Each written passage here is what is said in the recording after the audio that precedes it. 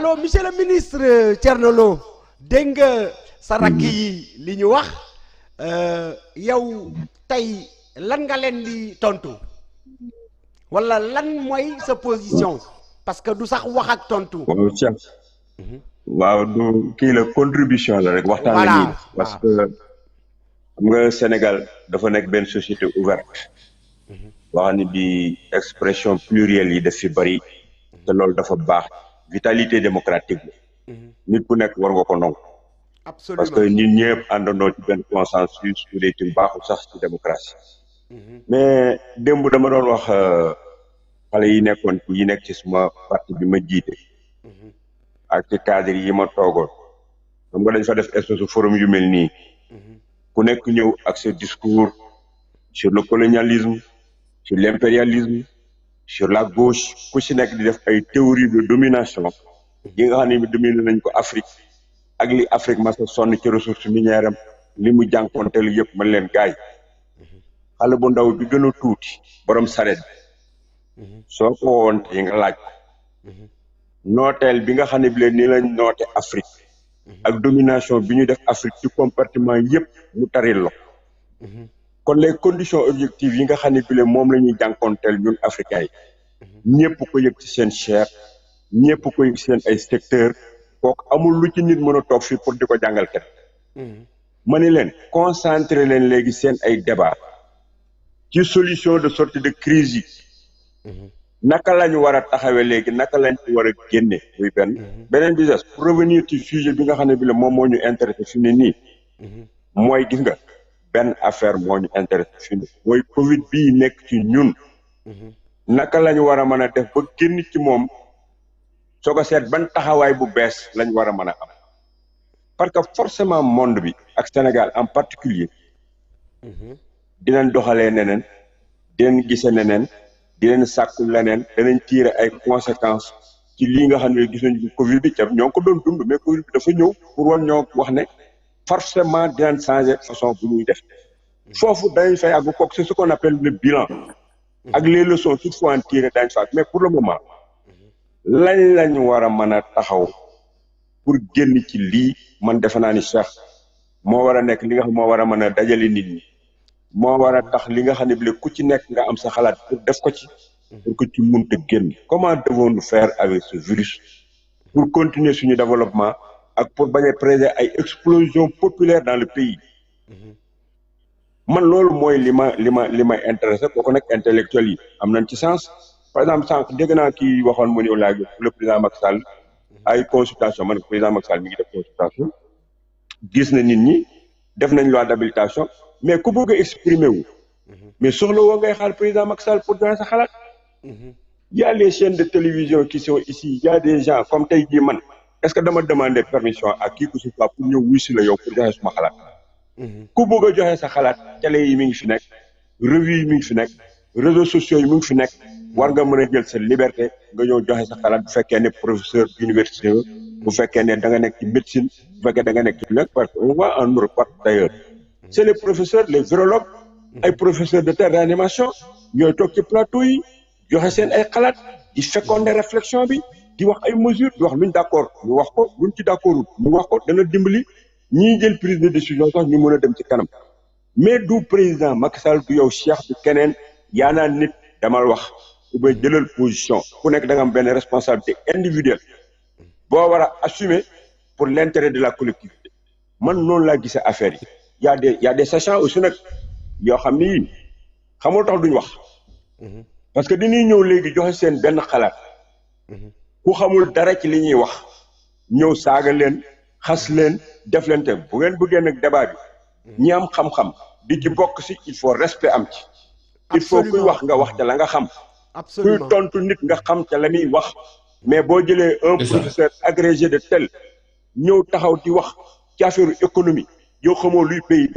xamoo luy taux de croissance xamoo transversalité xamoo dara nga ñëw dugg ci caayam xas ko wax ko lu ne bu ëllëgee dafa préféré wala toog di bind ci ay revue scientifique mbaa mu toog di wax ak boroom xam-xam yeneen mais du ñëw ci espace bi nga xam ne bi dañ fa war a dem échange saagakat yi ak ñuy wax luñ xamul ak di xasse tax nañ ba ñu bari di téye seen xam-xam ñu bari di déserter plateau yi parce que bëgguñu ku leen di ñàkk teggin waxtaan wax dëgg ca la suñu buggee di discuter nañu respectante ku nekk na nga wax loo xam loo xamul nga bàyyi keneen wax ko nga jël ca xam-xam ah man de loolu da lay jàngal man sama école du parti bi ma ubbi pour les jeunes de mon parti ma ciy woo ay opposants di woo tous les jeunes des partis yéen les gars de PASTEF étaient là-bas les gars du PDS étaient là-bas les gars de APR étaient là-bas ma jël ay sommité ñu ñëw di leen jàngal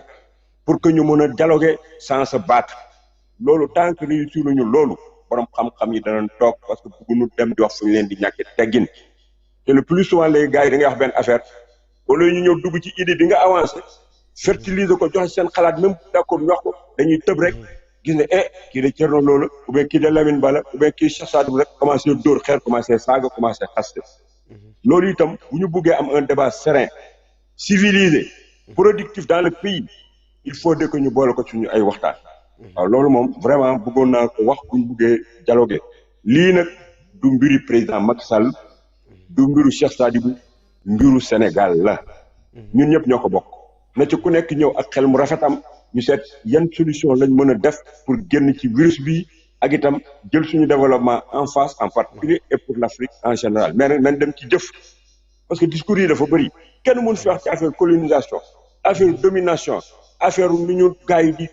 piller suñu ressources humaines yi suñu ressources minières yi ni ñu koy piller amul ku fi mën a wax discours boo xam ne bii man sama doom ji nekk suma biir kër boo ko toogee mu wax la naka la ñuy piller les ressources minières africaines naka la ñu jëlee suñu élite yi naka la tubaab yi demee jël fi ay africains choisis bàyyi leen fi ñuy doxal li ñu bëgg dara changé wul amuñu indépendance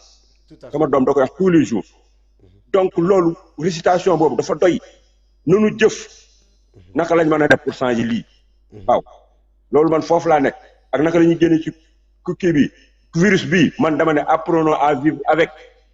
mënatuñoo toog ay weer di tëju mënatuñ ko nañu am discipline trouver ay mesures yoo xam ne moo ñuy dimbali ñu vivre avec le virus ba kañ la ko fi yàlla di jëli lii daal man moom laa bëgg wax sa émission bi moo ma ci gën a intéressé waaw. En tout cas monsieur le ministre merci beaucoup may laaj monsieur Lamine Ba bu PDS Lamine parce que waxtu bi daf ñu tënk dama lay jox la parole jox Agibou Diallo di président Petro-Tim Monde pour la conclusion finale alors monsieur Lamine Ba responsable des cadres du PDS ban message tey ngay lancer la jeunesse sénégalaise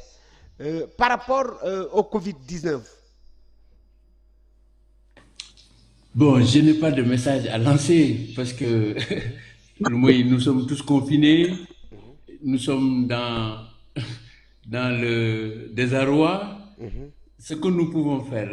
et dire surtout à nos amis, à tous les Sénégalais qui nous écoutent, dañu war a adapter suñu discours ak suñu pratique actuelle. am na tey niveau débat bi fu mu toll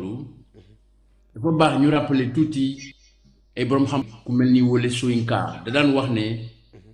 d'ailleurs Thierno Lo foofu la daanelee coow li bari na discours yi ñuy tenir bari na mais Wole Soyinka dafa ne le tigre n'a pas besoin de dévoiler sa tigritude ay indépendance weesu nañu ko xanaa question nit duñu benn mais ay indépendance yooyu weesu nañ ko peut-être dañoo amul nag parce que man dama nekk koo xam ne man libéral laa Abdoulaye moo ñu tàggat ñun amuñu complexe de l'Occident dañu gëm ne ñun moom nañ suñu bopp yàgg na d'ailleurs suñu gouvernance wane nañ ne nous sommes des Sénégalais libres qui savons mettre l'intérêt du Sénégal au devant de tout donc ñun weesu nañ discours boobu comme ni ko Thierno Lo waxee nag feebar bi du feebaru nit. Lamine bu leen fi def alliance entre politiciens nga may wax comme ni Thierno Lo waxee. non defuma alliance. non je te taquine Lamine. non dans la discussion su nit waxee lu baax dama koy jël ñu avancer ci. donc pour man fu ñu war a mettre l'accent surtout pour nos frères qui parlent de l'Afrique de la nouvelle posture de l'Afrique war nañ seetlu ne Covid bi ba mu amee ba léegi amagul benn cadre de pays intra-africain gis nañu ay initiatives isolées Madagascar Sénégal et cetera mais ñoom ñiy revendiquer Afrique yëpp gisaguñu tey dispositif bu ñu mën a permettre tey ñu mën ci dajee mutualiser suñuy effort mutualiser suñu réflexion pour que mën a taxaw benn taxawaay muy taxawaay africaine loolu amu ci nous sommes dans la dispersion parce que bu ñu bëggee waxtaan aussi dañuy froid dans les idées le constat recommande que nous soyons froids chacun actuellement li fi nekk chacun pour soi la Dieu pour tous te loolu aussi nekk na lu nga xam ne nii tey defe naa ne du yombal recherche de solution bi donc war nañu gën a mën a xalaat nu ñuy fexe mutualiser au niveau des peuples au niveau des gouvernants suñuy xalaat suñuy moyens pour que genre défi yu mel nii bu amee Afrique mën ci am beneen taxawaay parce que coow li yëpp tey ñu ngi wax man gëwuma ay débat wu problème démographie c'est pas une question de nombre mais plutôt une question de répartition équitable des ressources sur un bout de territoire du monde donc c'est pas une question de nombre mais question de jumtuwaay la xalaat la approche la donc li may wax jeunesse africaine bi mooy nañu gën a gëm suñu bopp nañu bañ a aussi perdre suñu temps ci xeex yu nga xam ne nii ça a été déjà fait gagné nañu ko ba pare ñu fexe ba ëllëg parce que tey soo jëlee kaawu Sénégal kon na nga jàpp ni Lamine am na kon da nga jàpp ni am na ay combat yoo xam ne ay combat d'arrière garde la mais non lu ñu acquérir la ba pare ay indépendance nous sommes indépendants depuis 60 c'est que nous n'avons pas eu à affirmer notre indépendance dañu ñëw rek di ko def un slogan mais dans la pratique jëluñu teguñu bariwul ñu ci teg ay actes ci réew lu nga xam ne nii day wane ne ñun ñoo moom suñu bopp suñu ñëwee ñi ngi ci toujours copier-coller sur les programmes de développement dañu koy jox bitim réew ñi fi nekk ñoo koy nangu mais du ñëpp donc bu ñu saaga tous les politiciens yëpp yemuñu ñëpp bokkuñu jaar-jaar ñëpp bokkuñu ambition loolu laa amoon lu ma lay wax. merci beaucoup Lamine. monsieur le ministre Thierno Lo aw ma sa fay ndax jël nga sa temps yëpp ñëw partager sa xam-xam ak ñun ñu koy rafetlu ñu yaakaar rek ni dinañ la invité waat ci yeneen i débat internautes yi ñu leen di sant di leen gërëm waa Petro-Tim Monde ñoo leen den offrir live bi ànd ci ak personnalité politique yu mel ni monsieur le ministre Thierno Lo ak ñeneen jërë ngeen jëf ba beneen